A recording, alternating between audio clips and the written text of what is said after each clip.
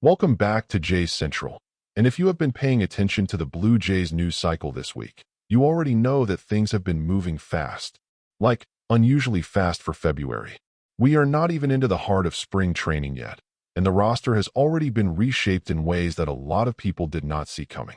But here is the thing, and this is why I wanted to make this video today specifically. It is not the trade itself that has me leaning forward in my chair right now. It is what the general manager said after the trade. Because Ross Atkins dropped a comment on Friday that, if you read it carefully, if you sit with it and unpack what he actually meant versus what he was technically saying, opens up a conversation about where this roster is going that goes well beyond a simple outfielder swap. And that is exactly what we are going to dig into over the next 20 minutes. But before we get into any of that, drop a comment right now. Tell me, when you saw the Loperfido trade come through, was your first reaction excitement, confusion, or did you immediately start thinking about what might be coming next? I genuinely want to know where your head went, because the community reaction to this one has been all over the place, and I want to understand it before I give you my full take. Leave it in the comments. I read every single one. Okay, so the trade happened. Joey Loperfido went back to Houston. Jesus Sanchez came to Toronto. We have talked about the mechanics of that deal and what it means for the outfield picture. But what nobody has fully addressed yet is the sentence that Atkins delivered in his post-trade comments that should have every Blue Jays fan, and every opposing general manager paying attention to Toronto, for that matter, sitting up a little straighter. He said, and I want to be precise here because the exact language matters. The organization remains open to thinking about different ways to structure the roster at the 40-man level, the 26-man level, and beyond. Let me translate that out of general manager speak for a second. Because front office executives do not use language carelessly in public statements. Every word in a post-trade press availability is deliberate. When Atkins says they are open to thinking about different ways to structure the roster, he is not filling dead air with organizational boilerplate. He is signaling. He is telling every team that might have a piece Toronto wants, every agent who might be representing a player that fits their profile, and every journalist covering this beat that the transaction window is still very much open. The Blue Jays are not done. And coming from a general manager who has been aggressive and deliberate in every offseason move he has made, that signal carries real weight. Now, why does that matter today, in mid-February, when spring training is just getting started and rosters are not even close to being finalized? Because the context around this statement is unusually loaded. Toronto entered this offseason with a specific vision for what their roster was going to look like. That vision took hits. Some free agency targets did not materialize the way the front office hoped. And then, before a single spring training game was played, they absorbed a potentially significant injury to one of their marquee off-season additions. Anthony Santander, brought in on a massive long-term commitment specifically to anchor the lineup, is now looking at a multi-month recovery timeline. The plan changed. And when the plan changes, smart organizations adapt. They find new paths to the same destination. Atkins is telling you, in the most public forum available to him, that the adaptation process is still ongoing. Here is what makes this particularly interesting from a roster construction standpoint. The Blue Jays did not just have an outfield need when they went and got Jesus Sanchez. They have an outfield surplus. Yes, both of those things are true simultaneously, and it is not as contradictory as it sounds. The issue is not a lack of outfield bodies. Toronto actually has more outfield-eligible players than they have roster spots for. The issue is the specific profile of outfielder they needed. Left-handed power, ability to punish right-handed pitching, a defensive profile that holds up in an everyday role. Sanchez fills that profile. But his arrival now creates a downstream problem because the players who were already in the system still occupy roster space and still need to be accounted for. Which brings us to a name that keeps surfacing when analysts start working through the roster math, Nathan Lukes. Lukes is a versatile outfielder who has served a valuable bench role, the kind of player who shows up in lineup cards when you need positional flexibility and reliable at-bats without a lot of drama. The problem is that the role he was playing, left-handed bat off the bench with the ability to play multiple outfield spots, now has a lot more competition for it. When your 26-man roster has real, legitimate contributors fighting for the same available at-bats, someone inevitably ends up on the outside looking in. And with RJ Schreck potentially making a push to earn his way onto the active roster through spring training, the math gets even tighter. This is not me speculating about someone getting cut loose because he is not good enough. This is basic roster arithmetic. The numbers do not add up to keeping everyone, which means something else has to move. And Atkins essentially acknowledged that reality without naming names. He talked about versatility. He talked about the ways different lineup configurations become possible with Sanchez in the mix. He described being able to imagine formations with multiple left-handed bats in the outfield simultaneously, with players sliding into and out of the lineup depending on the matchup. That kind of flexibility is genuinely valuable, but it only works if your 26-man roster has the space to support it. Right now, the math is tight. And when Atkins says he is open to different ways of structuring the roster, what he is also saying, between the lines, is that he is actively working through what needs to happen to create that space. So here is the question I want to leave you sitting with before we get into the next block. Who moves? Who is the next piece that gets shifted to make the roster construction work the way Atkins is describing? Because someone has to. The players currently on this roster are too good, in most cases, to simply disappear into the background. They have value. Other organizations want them. And Toronto, if they are truly open to more transactions as Atkins suggested, has chips to play. This is not an organization that is going to sit on excess inventory without trying to convert it into something useful. That is not how Ross Atkins operates. It has never been how Ross Atkins operates. While you are thinking about that, and seriously, put your answer in the comments. Tell me who you think is the most likely next name to move. Hit the like button on this video.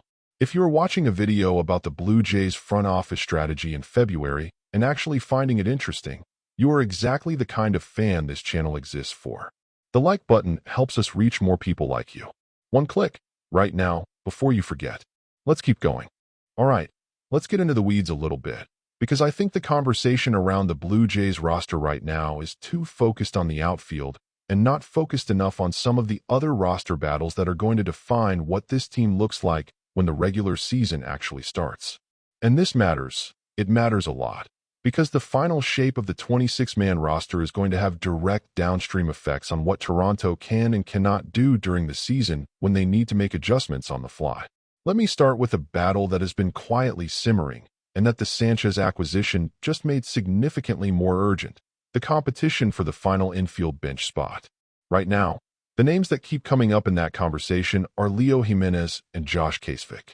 Two young, talented infielders fighting for what is realistically one available roster slot. And I want to talk about this competition with some nuance, because both of these guys deserve more than just a throwaway mention in a roster bubble article. Jimenez has been in the organizational pipeline long enough that Blue Jays fans have developed genuine opinions about him. Some very enthusiastic, some more skeptical, and that familiarity cuts both ways. On one hand, he is a known quantity with real defensive ability and the kind of contact-oriented approach at the plate that certain lineup constructions need. On the other hand, familiarity can sometimes work against a player when organizational decision-makers start looking for reasons to make a change. Kasvik represents the newer energy in that conversation, a player whose profile is still being fully defined at the major league level, which means he carries both more uncertainty and more upside in how evaluators project him going forward. What the Sanchez trade did, and this is the indirect effect that I do not think is getting nearly enough attention, is it tightened the entire bench picture.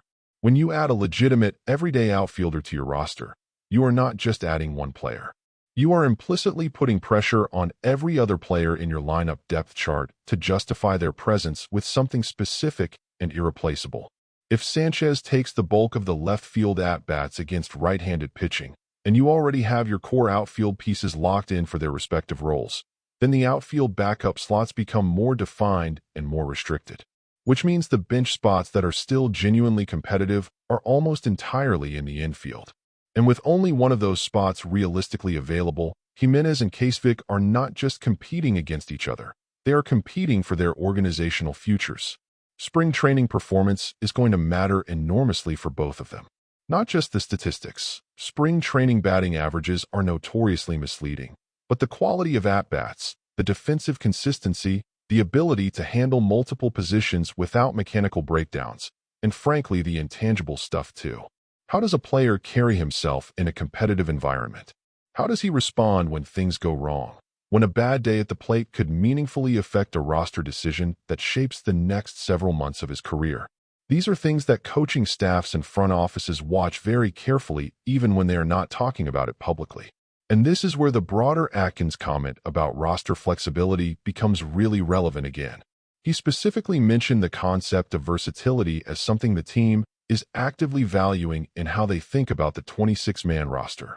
Players who can play multiple positions, who give a manager real options when matchups shift or when injuries force lineup changes during a game, are worth more in a flexible roster construction than players of equal talent who are locked into one defensive home. That is not a new concept in baseball, but it is a concept that takes on added importance when your roster is tight and every spot has to carry multiple functions. Think about what Atkins actually described when he talked about lineup flexibility. He talked about configurations with 3 left-handed bats in the outfield simultaneously. He mentioned an infield piece, specifically referencing what Addison brings, fitting into that puzzle. He is describing a lineup that can be dramatically reshuffled depending on who is pitching, what the opposing lineup looks like, what the game situation demands. That kind of adaptability is what separates good teams from great teams over the course of a long season. A manager who has real strategic options is more dangerous than a manager who is just filling in the obvious names every night. Atkins is actively building toward that flexibility. And the moves he makes between now and opening day, whether that is one more trade or a spring training performance that forces a surprising roster decision or something we have not even anticipated yet, are all going to be oriented around giving the manager those options. Now I want to talk about something that sits underneath all of this roster construction conversation and that I think deserves real acknowledgement. The Blue Jays are currently listed among the teams with serious World Series odds this season. Not the favorite, not the team everyone is pointing to as the consensus pick, but legitimate, real odds that reflect genuine organizational strength. And when you are in that tier, when external analysts and odds makers are looking at your roster and saying this team has a real path to October, every roster decision carries amplified consequences. You are not just filling depth slots. You are building a machine that needs to be functional and dangerous for 6 months and then peak at exactly the right moment. The margin for error is smaller. The cost of getting a roster spot wrong is higher. And the reward for getting it right, for building the 26-man configuration that is genuinely optimized for what this particular team needs, is enormous. Atkins knows this. He has been building toward it all offseason.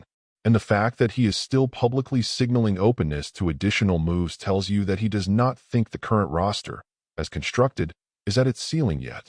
He sees gaps. He is working on them. Whether the next move comes next week or at the trade deadline in July, the front office is in active problem-solving mode. Before we close this out in the final block, I want to hear from you on something specific. In your opinion, right now, as the roster stands, what is the single biggest remaining weakness on this Blue Jays team? Not the Santander injury. That is a known variable. I mean structurally, what is the one thing that makes you nervous when you think about where this team is going to be in late September? Put it in the comments. Be specific. This is the kind of conversation that actually makes covering this team rewarding because you all know your baseball. And hit that like button while you are down there. If this level of breakdown is what you want from a Jays channel, the like is how you tell me to keep making it. We are in the final block, and I want to do something a little different here. Rather than just summarizing what we already know, I want to actually try to read the front office, to take everything Atkins has said, everything the roster construction tells us about their priorities, and make a genuine attempt to project where the Blue Jays are heading between now and opening day. Because I think there is a coherent picture here that most of the coverage is missing by treating each move as an isolated event rather than as part of a deliberate strategic sequence. Let's start with what we know for certain. The Blue Jays came into this offseason with real ambitions and a real plan. Some of that plan survived contact with the free agent market and the trade landscape. Some of it did not. The organization absorbed losses, both in terms of players they wanted to sign and in terms of the Santander injury situation, and pivoted. The Sanchez acquisition was a pivot. It was a fast, logical response to a specific gap created by a specific injury. It was not the original plan. But good organizations do not cling to the original plan when circumstances change. They adapt, and they adapt quickly. Toronto adapted quickly. Now Atkins is telling you the adaptation is not finished. And when I think about what form that continued adaptation might take, a few different scenarios start to emerge depending on how spring training unfolds. The first and most obvious scenario is an outfield trade. Toronto has genuine surplus value in the outfield, and surplus value is a currency that smart front offices convert into targeted improvements rather than letting it sit idle on the bench. If a player like Nathan Lukes, a solid, reliable piece who simply no longer has a clear, everyday path with the current roster construction, generates trade interest from a team that needs exactly what he provides, moving him for something that fills a different organizational need makes perfect sense. It clears a roster spot, it adds a piece elsewhere, and it demonstrates exactly the kind of flexible thinking that Atkins described. This is the most likely near-term scenario in my estimation, because it is the most direct way to resolve the roster math while adding value elsewhere. The second scenario is a spring training performance forcing a decision that the front office is not currently planning to make. Baseball is full of these moments.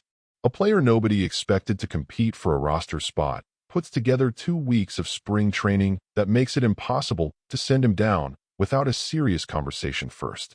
Or alternatively, a player who was considered a lock for the roster has a spring that raises real questions about his readiness. Either of those developments would change the calculus in ways that Atkins cannot fully predict right now, which is precisely why he is keeping his language flexible. He is not going to publicly commit to a roster configuration that spring training might make obsolete. The third scenario, and this is the one that I think would generate the most excitement in this community, is a legitimate acquisition that addresses a need the front office has not fully resolved yet.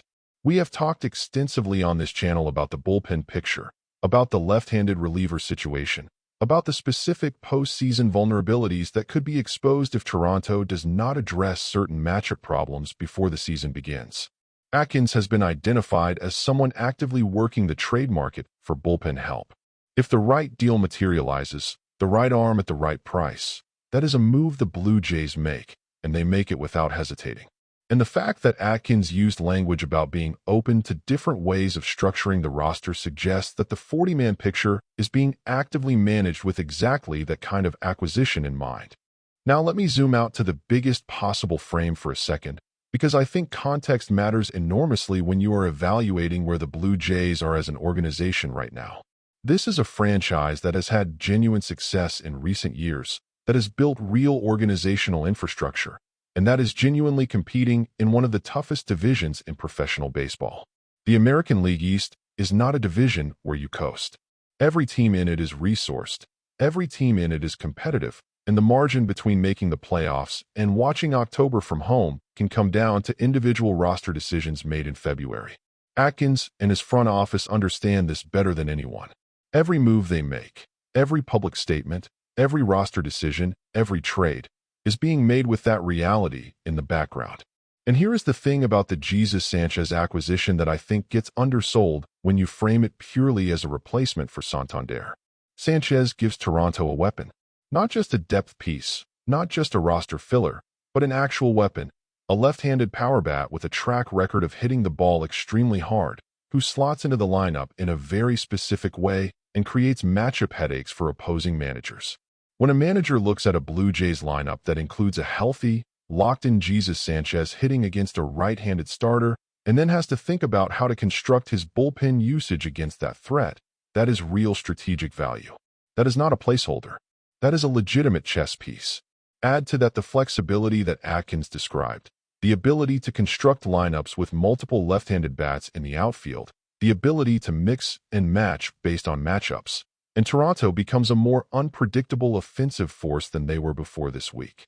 Opposing pitching coaches are going to have to account for configurations they did not have to think about before Sanchez arrived.